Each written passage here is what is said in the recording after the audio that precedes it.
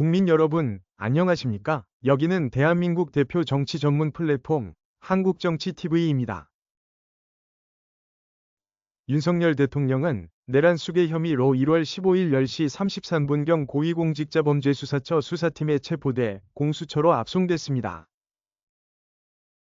그런데 이렇게 공수처에 체포돼 가는 와중에도 윤석열 대통령이 부인인 김건희 여사를 따로 만난 뒤에 대통령 관저를 떠난 것으로 알려졌습니다. 이런 사실은 이날 국내 언론 매체인 동아일보가 보도함에 따라 세간에 알려졌습니다. 동아일보 보도에 따르면 이날 윤석열 대통령은 관저를 방문한 국민의힘 의원 및 원외당협 위원장 등과 관저 응접실에서 이야기를 나눈 뒤 10시 33분경 공수처에 체포돼 압송됐습니다. 그런데 윤석열 대통령이 공수처로 압송되기 바로 전에 국민의힘 의원들과 원외당협 위원장 등이 잠시 자리를 비웠다고 합니다. 이와 관련해서 이 자리에 있었던 한 참석자는 동아일보와 통화를 하면서 윤석열 대통령이 김건희 여사가 최근 일로 충격이 커서 잘 일어나지 못했다는 말을 했다고 합니다.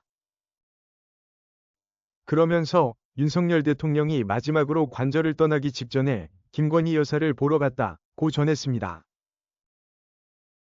이때 윤석열 대통령은 반려견인 토리도 보고 나온 것으로 알려졌습니다.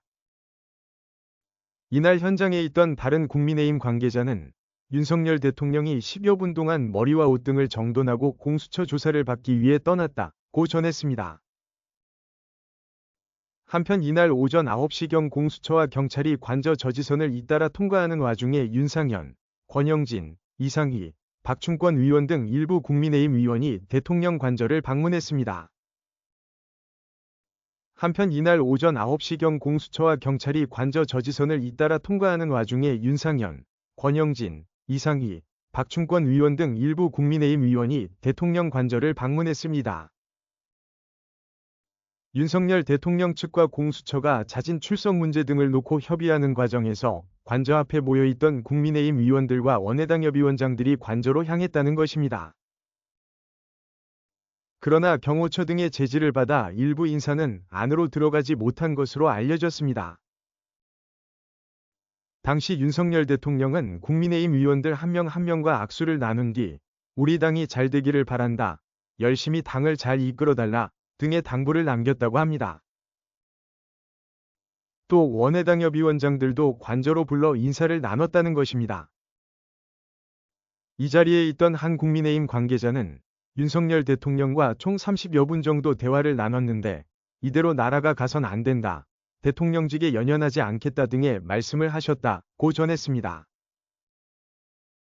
한국정치TV는 국내 최초로 탄생한 중립적, 객관적, 과학적, 불편부당한 독립정치 미디어입니다. 여러분의 구독과 알림, 자발적인 후원은 채널의 제작과 운영에 큰 힘이 됩니다.